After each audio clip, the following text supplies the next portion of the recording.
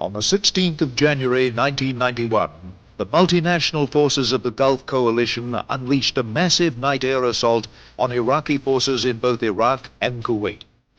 The attacks caught the Iraqis by surprise. Allied aircraft soon roamed at will in the skies over Iraq. This video ordnance program examines the first month of the Desert Storm air campaign, from the air raids over Baghdad to the Scud missile attacks on Saudi Arabia and Israel.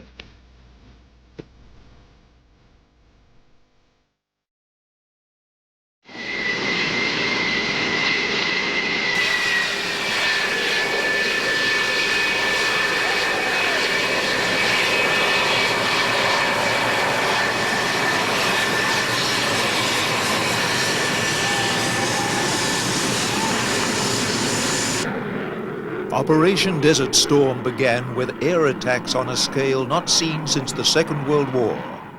Preceding the aircraft were Tomahawk cruise missiles, launched from U.S. Navy warships. Over 100 were launched in the first wave against heavily defended targets such as Air Defense Headquarters, key radar facilities, and major communication centers.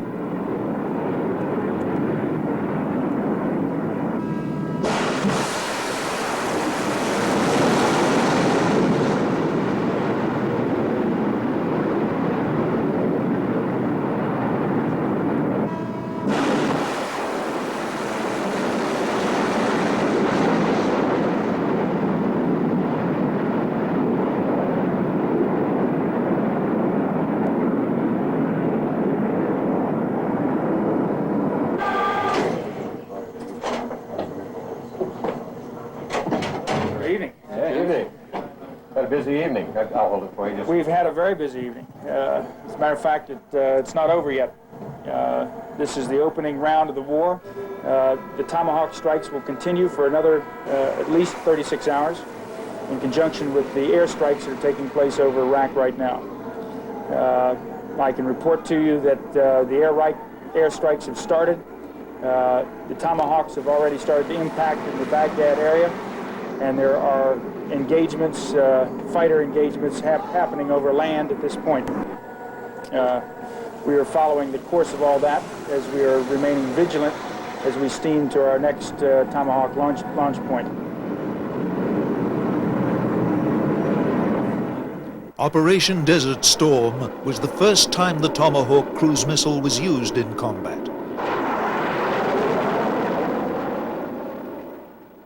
Cruise missile is a 1,000-pound warhead on an unmanned aircraft, shot from just about all the various surface ships and submarines that the Navy's got.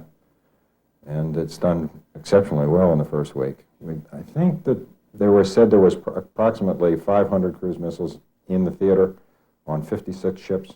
And so far, I think we've shot about a third of those in the first week. About 150 have managed to go off. The Tomahawk is a terrific weapon for this kind of warfare, particularly this kind of warfare. It's a significant development to the Navy. It may not sound it original, but it is a significant development to the Navy. In previous years, the Navy had, in a tactical sense, one, perhaps two ways of striking at an enemy. One is the carrier-based attack systems, A6, A7 in those days, FA-18 now. And we had big guns, 16-inch guns off the battleship, which proved effective in Vietnam, but against a more capable or more distant enemy were useless. Therefore, the Navy had but a single attack method of taking the fight to the enemy. The surface forces and the submarines never played in the conventional sense. All they were there was to defend the carrier, and that was not to the liking of many of the naval officers.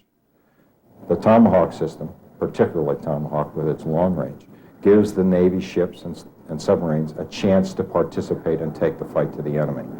It was important in this war that Tomahawk worked, and the initial indications are that it's worked exceptionally well. During the initial stage of the flight, the Tomahawk uses radar terrain comparison guidance, codenamed TERCOM. In the final phase of the attack, the computer switches on its digital scene mapping system. which compares a digital photo of the target stowed in its memory with the actual scene below. This provides pinpoint precision.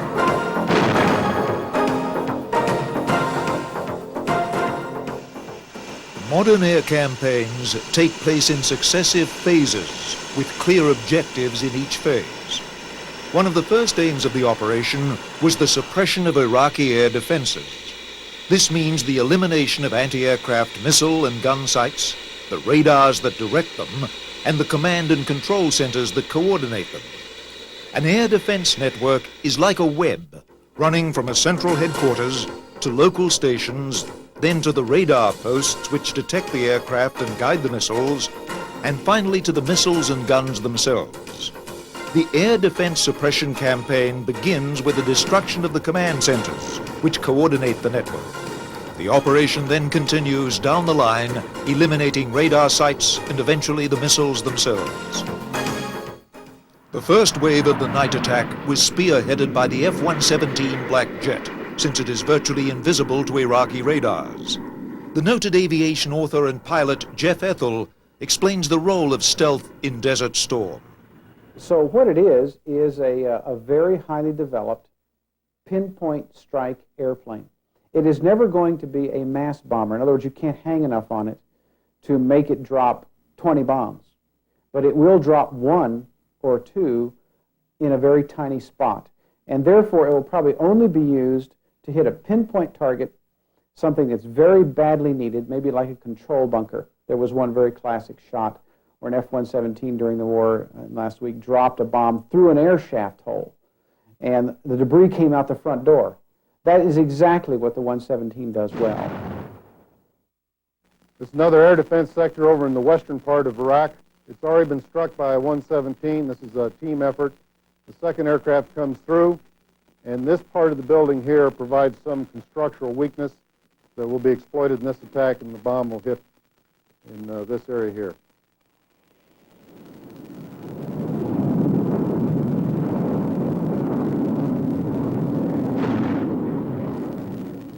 And this is my counterpart's headquarters in Baghdad. This is the headquarters of the Air Force, and keep your eye on all sides of the building as the airplane overflies the building and drops the bomb down through the center of the building.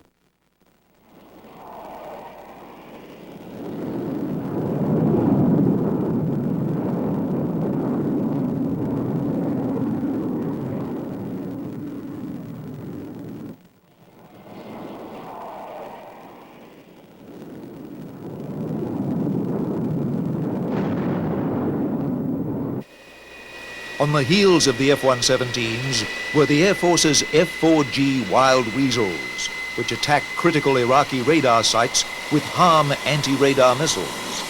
The Wild Weasels have one of the most dangerous assignments of the strike force. Its job is basically to soak up the air defense. It goes in first and goes out last. And the Wild Weasel missions on this war are 4 hours plus. Now, that's a long time for a fighter. Normally it's an hour, hour and a half that most guys are flying. So he goes in, he sees when the radar comes up, he goes down there with an anti-radiation missile that homes on radar, and he gets those guys to fire at him, or at least to keep the radar on. So he can in turn destroy the radar-guided AAA, the radar-guided SAMs, radar sites, and the air defense radar sites. Whatever it is, it's going to be a threat to the strike force coming behind it. The Wild Weasels were remarkably successful in their mission, suffering no losses in the first wave of the attack. We were shooting the SAMs who were trying to shoot at the guys who were doing what they were doing downtown. The SAM missile sites in town? Around the perimeter of the town. Around the perimeter of Baghdad. That's correct. And tell me again about the resistance that you ran into? Lots of ground fire, lots of AAA, that's anti-aircraft artillery. And like I say, I think there was one SAM fired that I saw, but it was so far away and up through the smoke and haze, it was hard to make it out. So nothing came close to you? No, but that's the beauty of the system. We can stay far enough away that that's not going to be a problem for us, from the SAMs anyway. The bullets are the ones that scare me. Now you're going back, after breakfast. We got to go eat breakfast, look at the next mission, and get ready for the next go. The Wild Weasel's mission was not over after the first attack. They have continued to fly missions throughout the campaign to protect the other aircraft. Here, the F-4G Wild Weasels of the 35th Tactical Fighter Wing prepare for another mission over Iraq.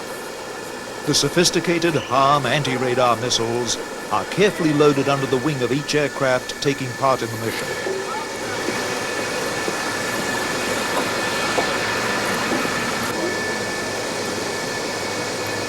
The air defense suppression phase of the attack proved much more successful than anyone anticipated. Losses among the later waves of attack aircraft were remarkably low due to the effectiveness of the Wild Weasels and their Navy and Marine counterparts. This success was due to the close attention paid to this difficult mission by both the United States Air Force and Navy as a result of the Vietnam War. The lessons of the air war over Vietnam, as well as later air battles in the Mideast in 1973 and 1982, convinced the Air Force to organize a complex force of aircraft to deal with the growing threat of radar-guided anti-aircraft weapons. This consists not only of anti-radar Wild Weasels, but radar-jamming planes such as the Raven and the Prowler, and specialized stealth aircraft such as the F-117 Blackjet.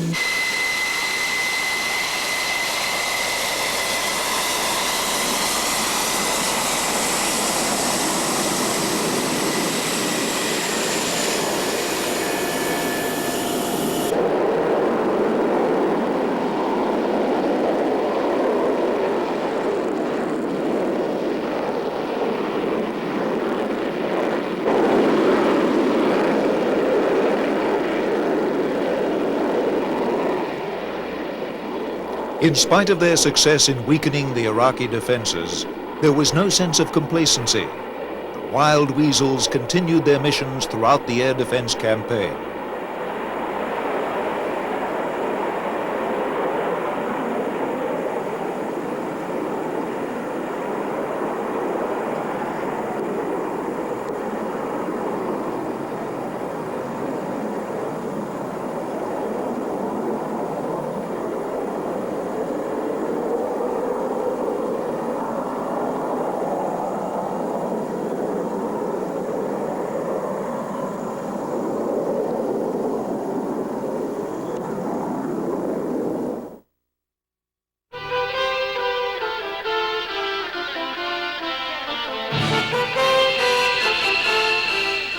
For the air campaign to succeed, air superiority had to be won.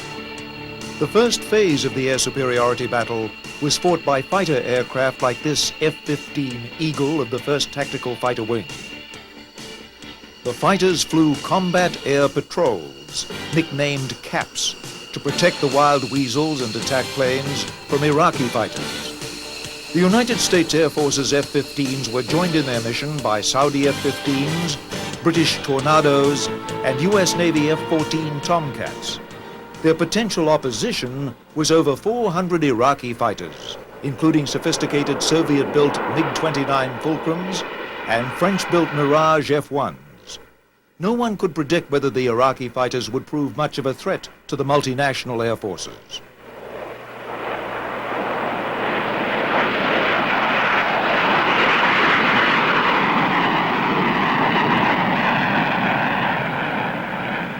Captain Steve Tate was involved in one of the first dogfights of the war in the early morning hours of the 17th of January.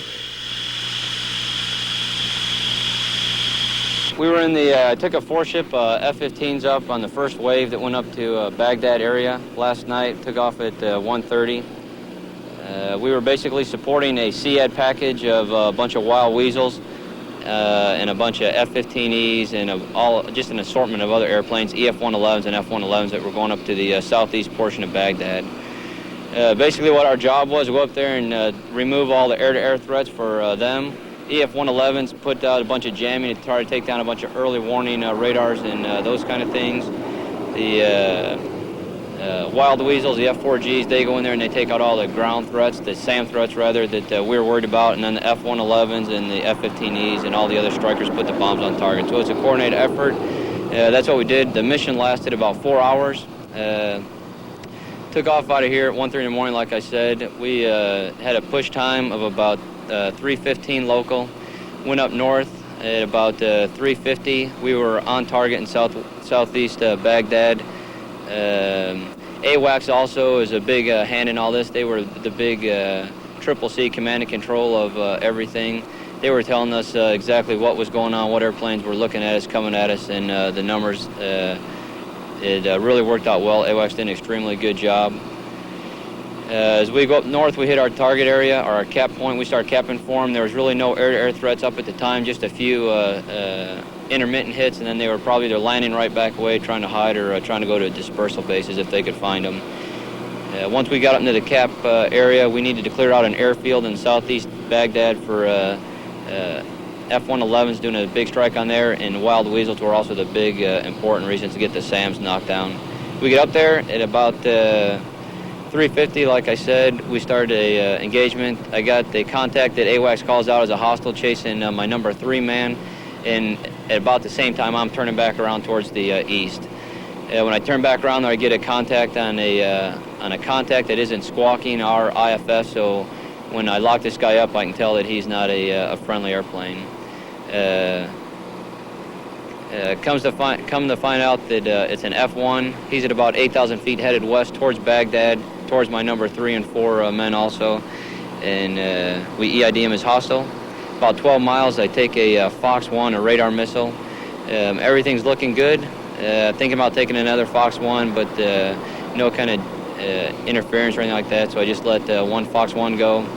And about 4 miles in front of me, get a huge fireball. When he blew up, I could see a piece of the airplane blowing up. Obviously, it was at night. I couldn't see if a parachute or anything like that. It was a huge fireball. I don't anticipate anybody getting out of that.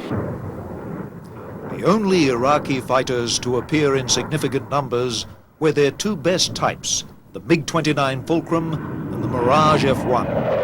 The Iraqis put up very little resistance in the first weeks of the air campaign, and over 20 fighters were shot down with no Allied losses.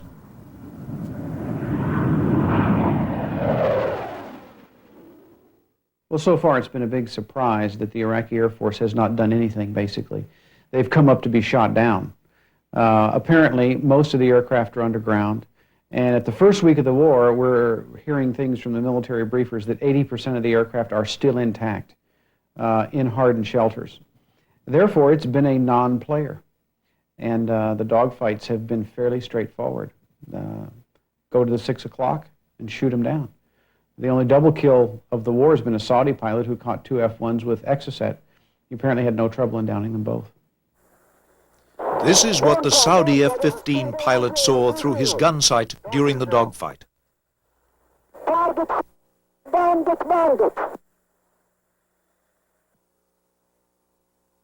Stinger 20, confirm bandit.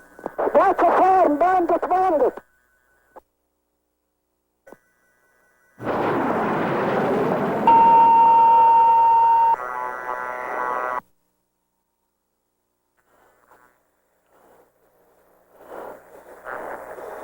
Roger, the first target destroyed.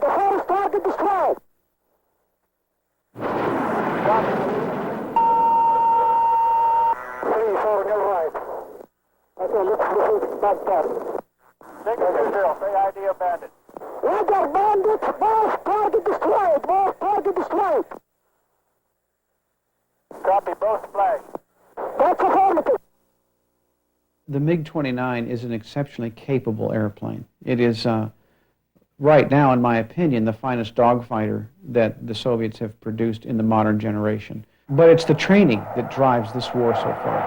And you can put an ill-trained pilot in a very capable airplane and put him up against a well-trained pilot in an old airplane, and the well-trained pilot always wins. It is almost always the case that training makes the difference. So it tells me that they're not using the capability of the airplane. We've shot down 10 plus, apparently, MiG-29s. And they have not been big maneuvering fights. They've just been classic sort of get on his rear end and he isn't doing a whole lot and you shoot him down. So I don't think we're seeing what the airplane could really do. The other side of the air superiority battle was the destruction of the Iraqi air bases. Many of the Iraqi aircraft were protected inside hardened concrete bunkers. Rather than laboriously destroy each bunker, the taxiways leading from the bunkers to the main runways were cut using anti-runway weapons. This dangerous mission was the specialty of the British Tornado squadrons, using JP-233 munitions dispensers. These dropped dozens of sub-munitions on the runway, putting them out of operation. The two British Tornado squadrons suffered a higher loss rate than other elements of the multinational force. 5 Tornadoes were lost in combat during the first 2 weeks of the war, in no small measure due to their hazardous assignment. The Tornadoes fly these missions using a terrain-following radar. The pilots and their navigators cannot see the ground below and must rely entirely on their instruments.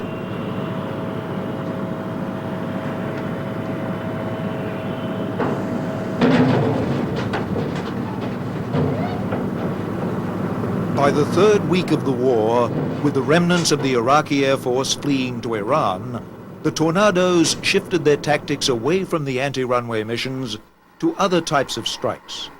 Here, one of the squadrons is loaded with conventional bombs for attacks on Iraqi ammunition and missile supplies. Okay, come back. Okay, be twisted a bit. Let's go back. Yeah, no, that. Let's take the weight off it. That's it. Okay? You in? Yeah.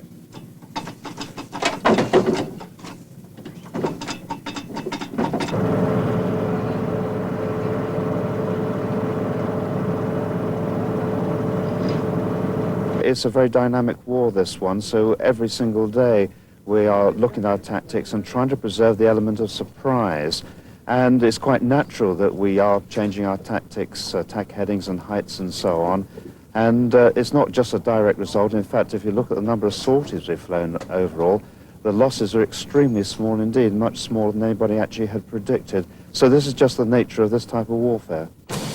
This hole in the tail of a Tornado is a reminder of the narrow escape of one Tornado crew during a ground attack mission. And as I was recovering, pulling back down to the ground, there was a very large explosion behind me. Scared me somewhat. Did you think that was it? I thought it was getting close.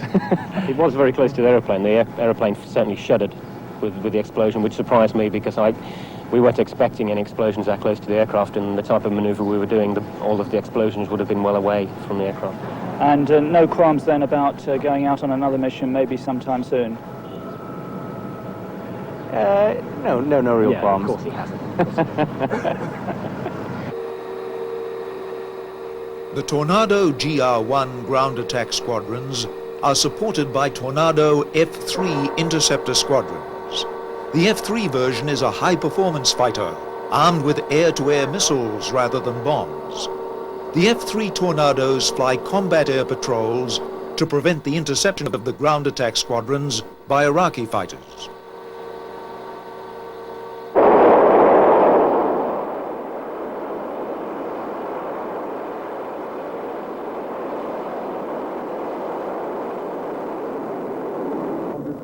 French attack squadrons in the Gulf use the Jaguar strike fighter. The French Jaguar strike fighters in Saudi Arabia are desert veterans of the 11th Fighter Squadron. French Jaguars in past years have been deployed to the Sahara Desert in North Africa to support Chad in its war with Libya. Top cover for their missions has come from the Mirage 2000 fighters of the 5th Fighter Squadron we see here. The Jaguars are armed with a variety of weapons, including the precision attack AS-30L missile. This is a laser-guided missile which strikes targets illuminated by a laser designator carried by the Jaguar fighter. This gun camera footage shows an Iraqi hangar being destroyed by an AS-30L.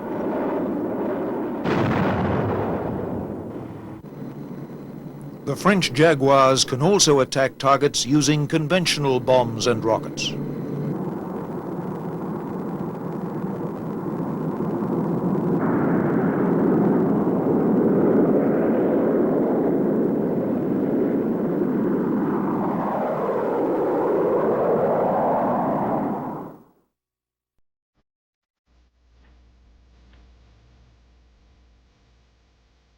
The workhorse of the United States Air Force strike units in Desert Storm was the F-111. The F-111 pilots of the 48th Tactical Fighter Wing are no strangers to combat, having led the attacks on Libya in 1986. The F-111 squadrons were used in night attack missions where their pinpoint accuracy was essential.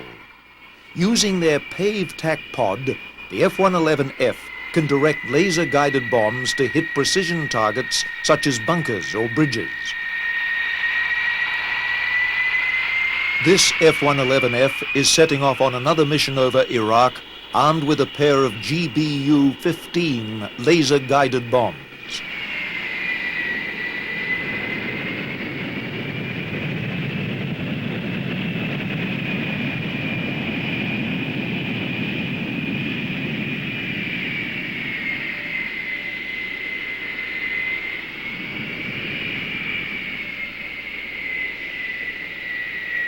This aircraft, 390, Miss Liberty 2, is my aircraft. It has my name on the door. It was the first aircraft into Libya. It was the first aircraft to land at this location, and it led the F-111 fleet into Iraq last night, or this morning. I was assigned to go against a large hangar on an airfield, and we in fact found the target, launched a precision-guided munitions from a rather long standoff range, and it went right through the side door of the hangar and destroyed the hangar. The F-111's specialty during Desert Storm was night attack. Although the Wild Weasels and other anti-radar planes blinded much of the Iraqi air defense network, the Iraqis still had many conventional anti-aircraft guns aimed with optical sights. These guns were almost completely ineffective at night. The F-111 attacked at either low or medium altitudes, using its sophisticated terrain-following radar for navigation in the dark night skies. This F-111F has just returned from a mission over Iraq.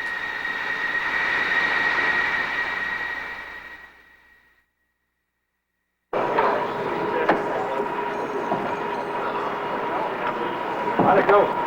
Real good. Real good. Just like it was planned. Real smooth. Tell us about it. What happened? We took off out of here, climbed up medium altitude, went across the border, and found the airfield, the Dippy target, and put our bombs right through what we wanted to put them through. What did it look like? You'll have to ask the Wizzo what it looked like. It was awful dark out there for me. That was all it was. He looks at it in his stuff over there, and you can see it. Pretty pumped, I can see. Yeah, pretty pumped. Pretty pumped. Going in, we did a TF descent, drop it down to low level into, it's a terrain-following radar, automatic system descent, where it's all totally dark outside and you just descend on radars, and so you're all on instruments. This is just this side of the border.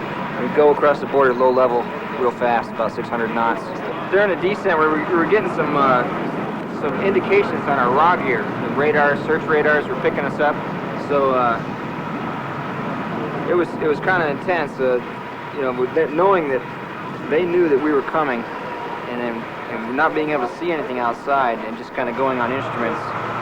What we did was we came in low level, climbed to 5,000 feet, dropped the bombs, we turn away from the target, continue to laze until the bomb impacts, and then we get back down to low level for the egress. It gives the Wizzo a better look angle into the target and a little more energy on the bomb.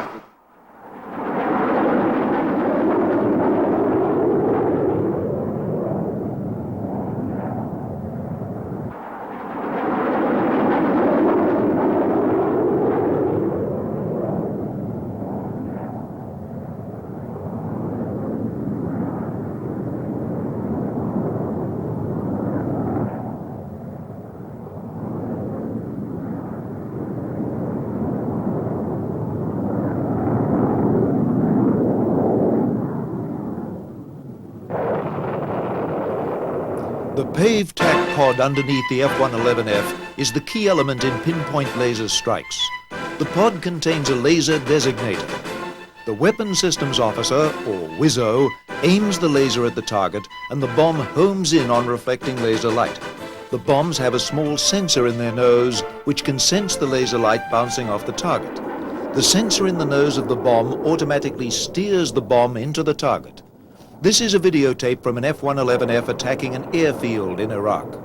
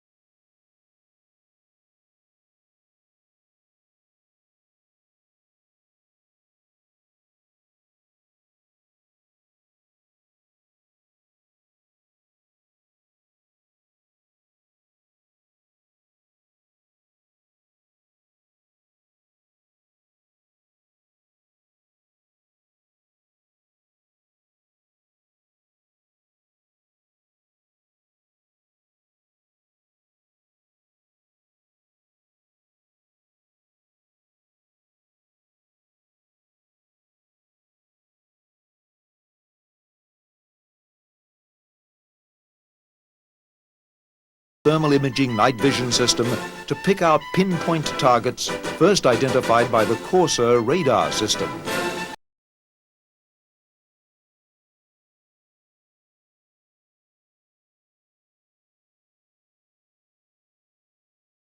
And F-15Es took part in the anti-runway campaign using the French-designed Matra Durandal bomb. It is propelled by a rocket and penetrates deep below the runway, exploding moments later.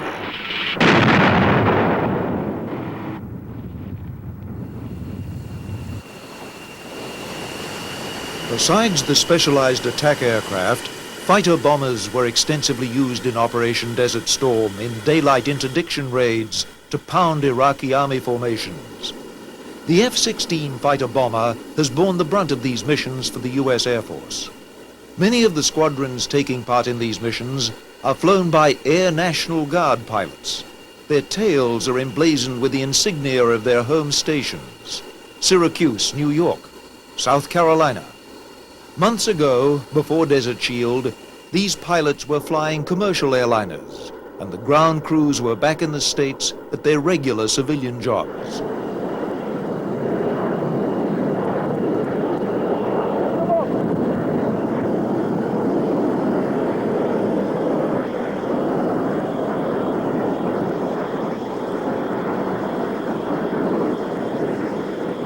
Looks good. Target area is supposed to be good, and we got good results this morning, and we expect the same this afternoon. And as long as the weather's staying good for us, it helps us out quite a bit. So we're looking forward to it. We'll get the job back, and we'll be home soon. The A-10, popularly called the Warthog by its pilots, has a special mission in the Desert Storm air war. Its specialty is tank attack. It is designed for close air support, attacking tank columns and artillery emplacements with gunfire, bombs, and guided missiles. In its nose is a massive 30mm multi-barrel cannon, able to penetrate the side armor and tops of tanks.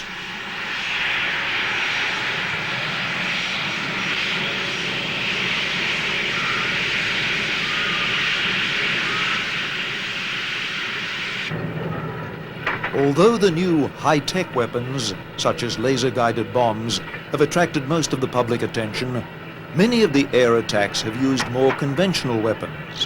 One of the most common munitions for close air support missions has been the cluster bomb. The ground crew of this A-10 squadron are preparing a load of cluster bombs for an A-10 mission against Iraqi armed forces in occupied Kuwait.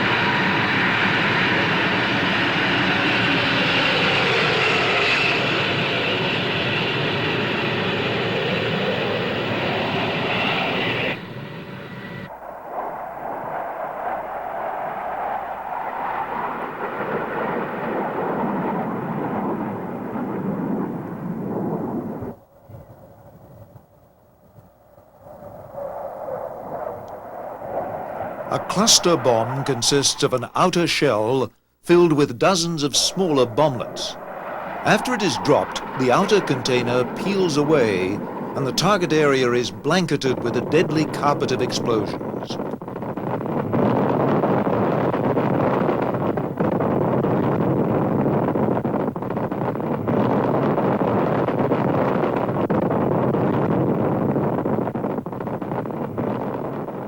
The Kuwaiti Air Force has also participated in raids against Iraqi forces in occupied Kuwait. A single squadron of Kuwaiti Skyhawks has taken part.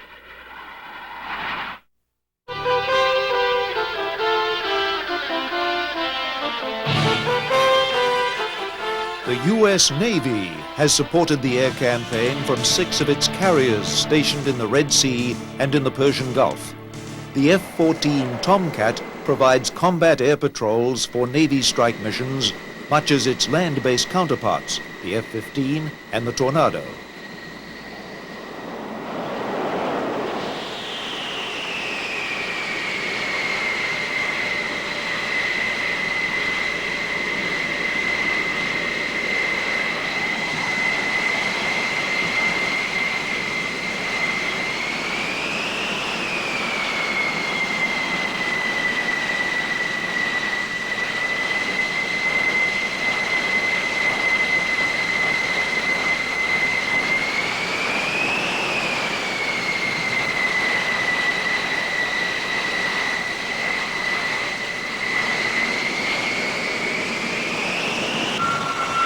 The A-7 is a veteran of the Vietnam Air War, and 2 squadrons were still in service during Operation Desert Storm. The A-7 was used for daytime interdiction missions, as well as attacks on airfields and other vital targets. Naval aviation offers the element of surprise. The mobility of the carriers allowed them to attack Iraq from unpredictable directions.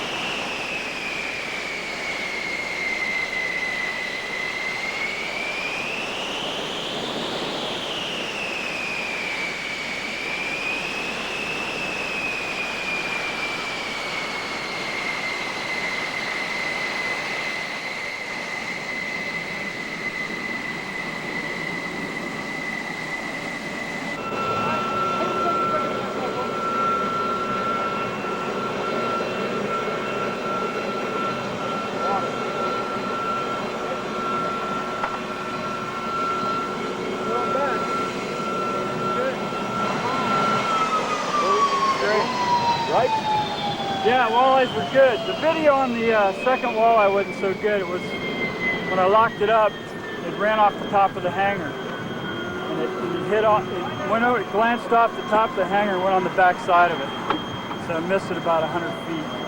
One back out there, right? The other one hit the side. So it was pretty wild to drop them for 10 years and not ever see one go off like that. The surface-to-air threat, as far as missiles, appeared to be quite minimal. The AAA fire was excessive. To say incredible would be an understatement. It was an overwhelming amount of small arms as well as AAA fire that was in the general area, and it spread over an enormous area in the western part of Iraq. What did it look like? Can you describe it? It looks like, if you can imagine, the fireworks display at Disney World, and if you multiply Disney World about 100 times. It's just a continual sparkling effect of white flashes that range in height that are well below us, but nonetheless, from the surface, upwards of 3,000 and 4,000 feet it looks like, and it's continuous. From the period of time we were in there, I would estimate that it was well over 15 minutes of continual barrage fire. The workhorse of the Navy attack squadrons in Operation Desert Storm was the A-6 Intruder, flown from carriers such as the USS Ranger, seen here steaming in the Persian Gulf. The A6E Intruder has more advanced night attack systems than earlier versions used in the Vietnam War. We were on the strike that went into the airfield just south and west of Baghdad. What did you see? A terrific light show. As everybody else you just talked to said, there was a lot of AAA out there. It really awed me. Having to dive into it, our attack delivery meant that we had to dive into that stuff, and it was really hard to keep my eyes and my concentration on what I was doing in the airplane. It was really just spectacular. There's not enough wows and gollies and all that kind of good stuff to tell you just what the light show looked like. Our airplane has two guys in it, and the BN has what's called a FLIR, forward-looking infrared radar. And he said that there was smoke and fire and just sand and dust blowing everywhere from all the guys hitting it. We were actually the 8th A6 across the target, 4 from the guys off the Saratoga, and then 4 from our squadron here on the Kennedy. So there was quite a lot of airplanes and quite a lot of ordnance had just gone off, and we were the last guys coming through. So you can imagine it was a lot of dust and a lot of explosions going off as we were going in. This combat camera footage comes from an A6E Intruder on a night attack mission against a facility in Iraq. The A6E has a night vision sensor called the TRAM, which enables it to attack targets day or night.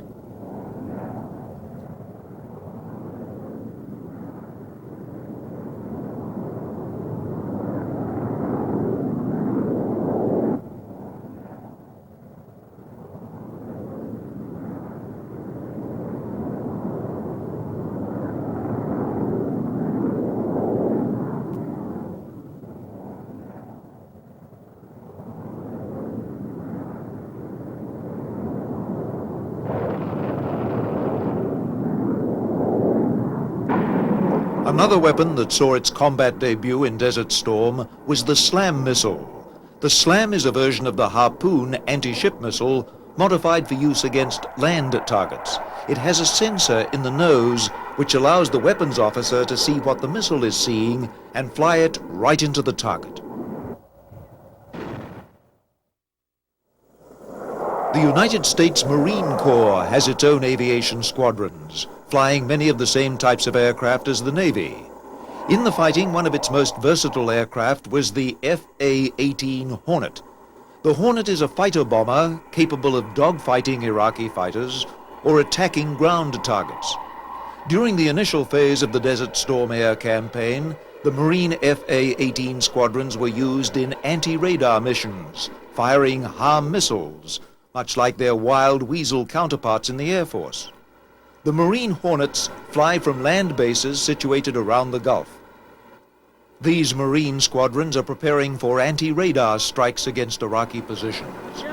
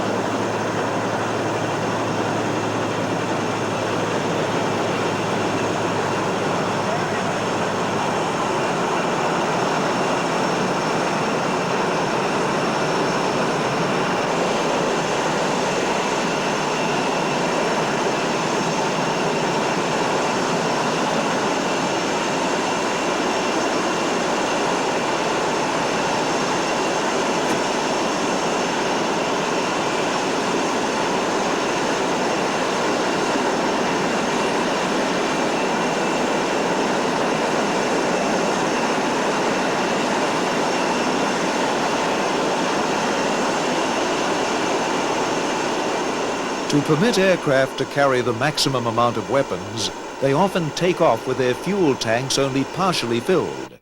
Once airborne, they hook up with aerial refueling aircraft, such as these Marine KC-130 tankers. Aerial refueling allows them to carry out their missions deep into the center of Iraq. The tanker squadrons are one of a host of specialized support units essential to the conduct of air combat. And they're pretty brief, they'll say... These Marine tankers are filling the tanks of Marine and Navy strike aircraft. Yeah, these guys are getting filled up. It takes approximately 5 to 6 minutes to do that. Both A6s are still hanging back. They haven't gotten in their hoses yet. I had to receive it as they go home. It's a big move up there. It's too bad we can't change Miller time.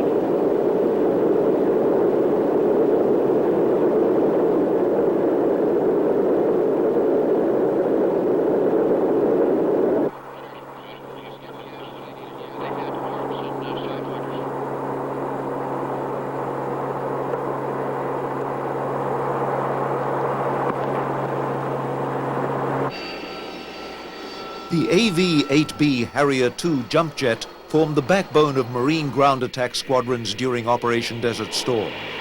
These jump jets operated from improvised runways near the front lines, providing close air support for nearby Marine ground units. During the first weeks of the air campaign, attack sorties were often frustrated by poor weather conditions. Targets are hard to find. I mean, if they're not there, sometimes it's just better to bring it back, reload it, and reconstitute for another mission, rather than just wasting it. Now, when you go out on a mission, how long is it before you come back?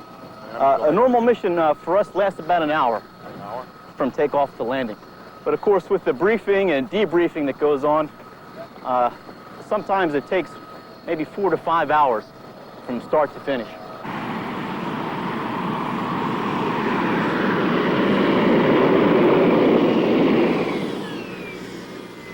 While Marine intruders and Hornets attacked deep into Iraq, Harriers flew scores of missions into Kuwait, providing an essential softening up of Iraqi ground units.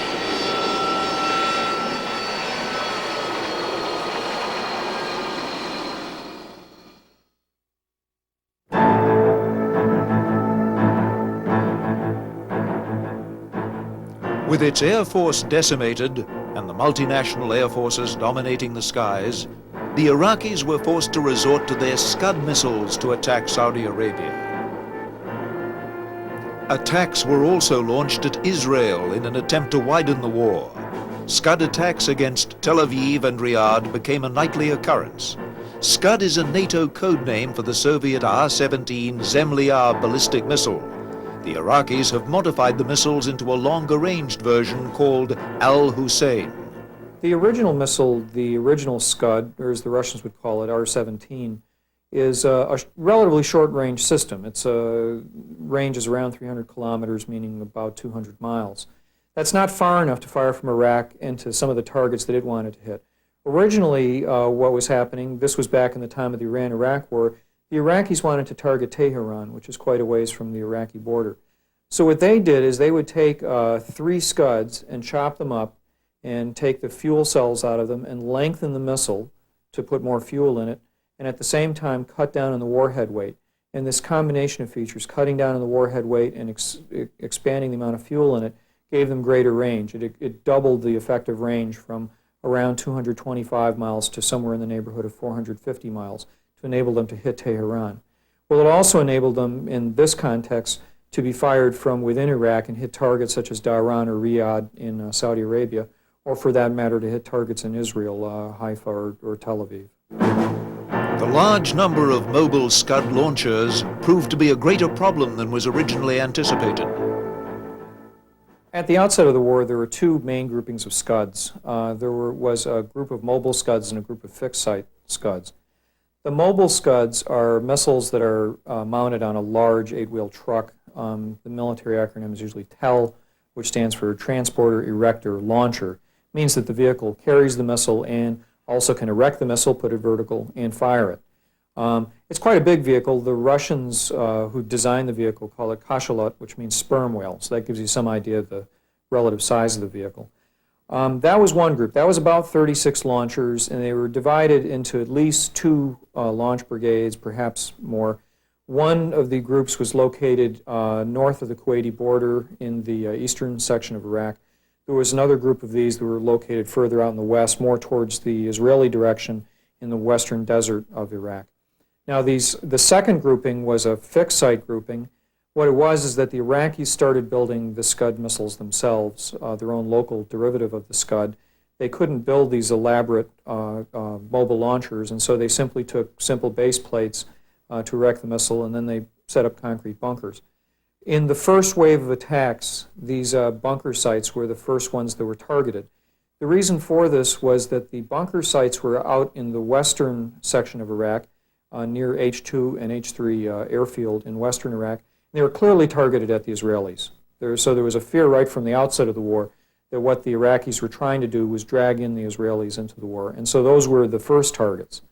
At first, the mobile Scud missile launchers were not a major target. They're hard to find. Even though they're a very large vehicle, even though they're called sperm whales, on a scale of things, they're hard to find. They're not much different from a big truck that you might find on a city street in Baghdad or Basra. But then once the Iraqis started firing these at targets in Israel and at Saudi Arabia, a great deal of attention was paid into hunting them out and trying to destroy them. But why weren't the Scuds used against military targets? The reason that they're not terribly accurate is that they were designed originally to deliver thermonuclear warheads. These weapons were developed in the 1950s by the Soviet Army to fire tactical nuclear warheads. So with their export to countries like Iraq or Libya, they have to be used in a different role because these countries don't have small thermonuclear weapons. Instead, they're used with high explosive weapons, and here they can't really be used effectively against military targets. Their inaccuracy is so great. They have an accuracy roughly on the order of a kilometer to about a mile on either side of the target. And if the missile is erected in great haste, as appears to have been the case with many of these missile launches, the accuracy is even worse. It could be 5 miles off, 6 miles off, 7 miles off. So it's really more a terror weapon. It can be used for the bombardment of very large military targets, such as airfields. We've seen a lot of attacks against Iran, for example. But when you come right down to it, it's mainly a terror weapon to be used against civilian targets that aren't protected. Anticipating an Iraqi missile attack, American forces had deployed the Patriot system near cities and bases in Saudi Arabia. The Patriot is a new medium to high altitude anti-aircraft missile developed by the U.S. Army. In the mid-1980s, it was modified to enable it to shoot down ballistic missiles, as shown in this 1986 test firing against an Army Lance missile.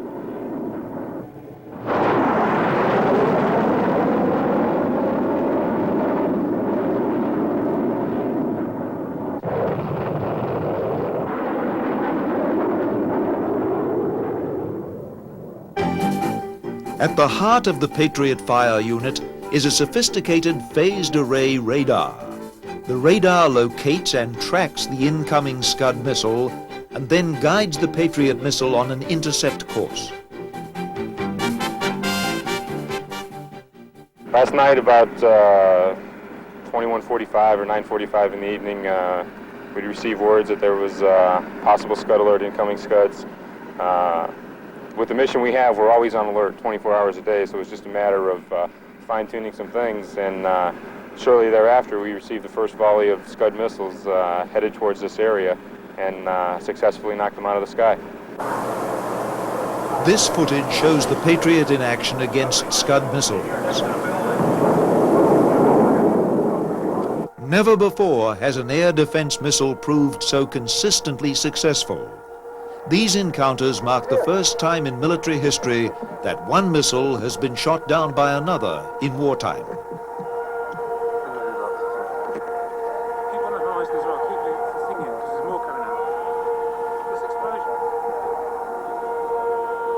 The streaks of light falling to earth are the debris of the Scud missiles, intercepted above the clouds by the Patriot missiles.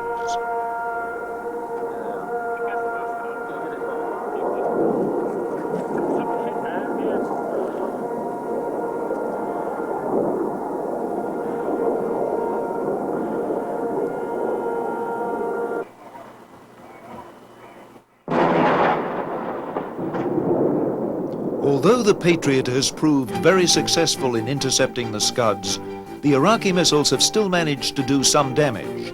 In some cases, the Patriot struck near the Scud, breaking it into 3 large pieces. Falling to earth at high speed, this debris caused extensive damage to apartment buildings in Tel Aviv and Riyadh.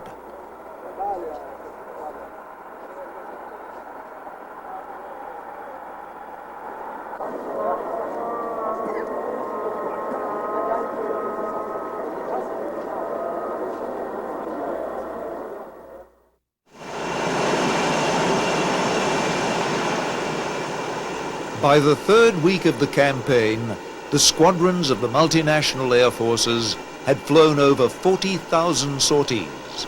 The high tempo of air operations was made possible not only by the determination of the pilots, but by the dedication and skill of the ground crews.